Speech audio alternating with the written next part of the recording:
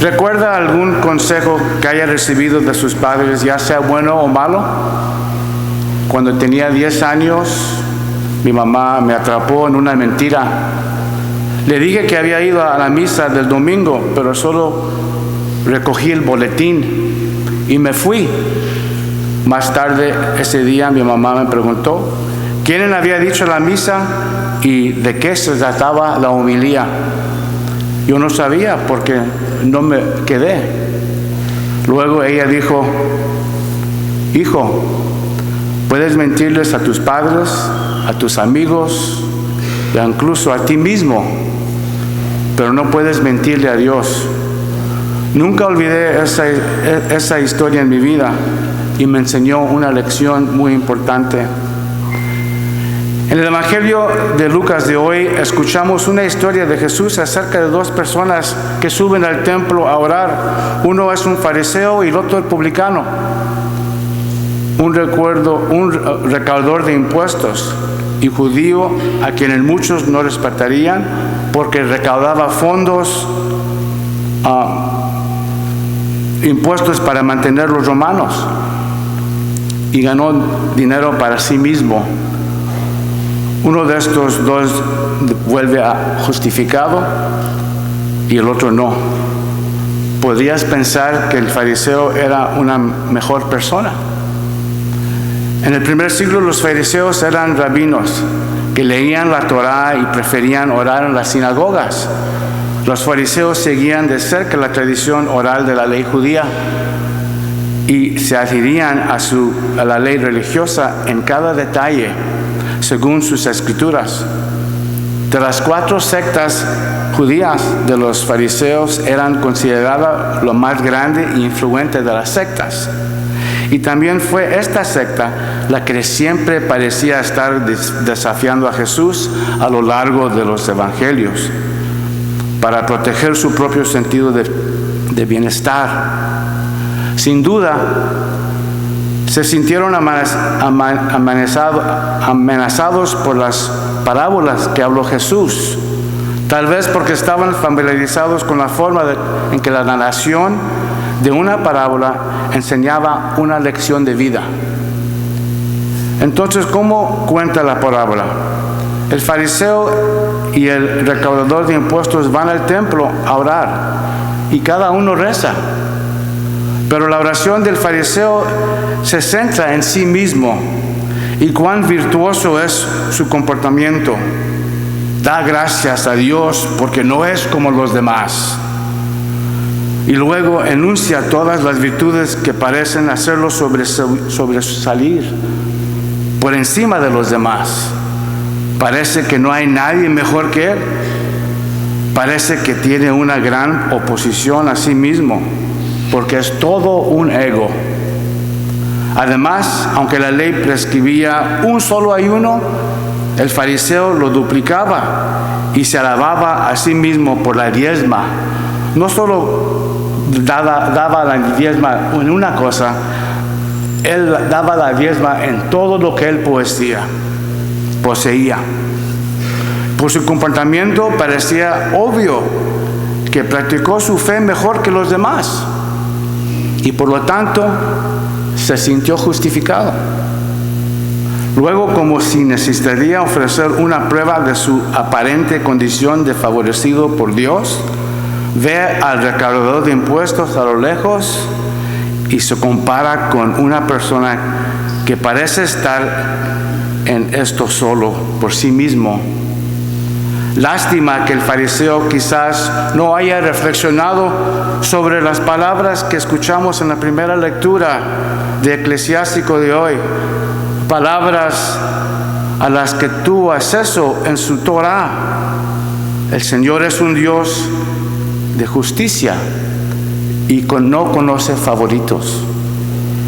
El recaudador de impuestos no se parece a nada al fariseo. Trabaja para el gobierno romano.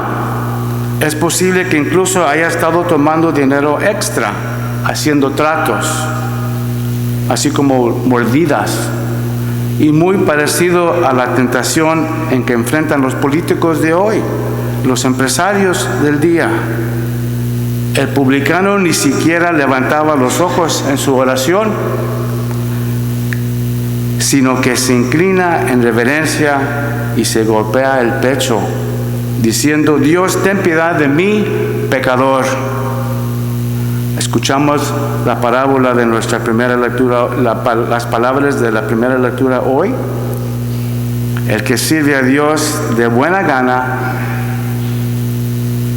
gana es oído. Su petición llega hasta los cielos. La oración de los humildes traspasa las nubes. No descansa hasta que alcance su meta. Y la parábola termina con Jesús diciendo: porque todos los que se enaltecen serán humillados, pero todos los que se humillan serán enaltecidos. La pregunta para nosotros es: ¿quién acertó? ¿Fue el fariseo o el recaudador de fondos? Recuerda que ambos están orando de su propia estación en vida. El fariseo es un miembro de la sinagoga y el observador de la ley.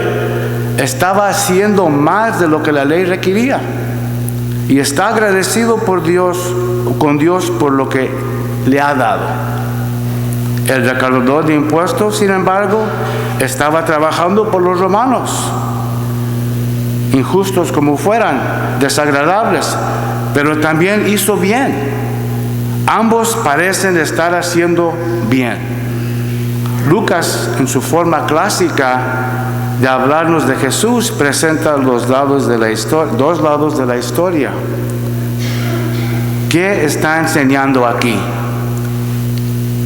El recaudador de impuestos, el considerado un extraño, acertó, porque la oración no se trata de las apariencias, ni se trata de la palabra. La verdadera oración requiere una disposición de nosotros mismos en relación con el espíritu de amor. Dios es el espíritu de cómo somos conscientes de nuestro prójimo. Ama al Señor tu Dios con todo tu corazón, con toda tu alma y con toda tu mente. Este fue el primer mandamiento, y el segundo es así: amarás a tu prójimo como a ti mismo. Es Lucas capítulo 10, versículo 27, y Deuteronomio, el Shema. Jesús nos muestra que el reino de Dios también está fuera del templo, en el mundo secular, donde nosotros pasamos la mayoría de nuestro tiempo. Venimos a misa semana tras semana para orar, para recibir la Eucaristía, para adorar. Hacemos esto para recordar la invitación que Dios nos da a compartir, vivir las buenas nuevas de Jesús en el reino de Dios a nuestras hermanas y hermanas fuera de la iglesia. El fariseo estaba actuando por obligación. El publicano era consciente de su impacto en los demás. Se humilló y buscó comprensión. Ser humilde es cuando eres consciente de cuán conectados estamos con otros, cómo nuestras acciones se afectan unas a otras. Dios está con nosotros a través de nuestro amor mutuo. El publicano sale perdonado del templo y muestra que permanece abierto a la voluntad de Dios.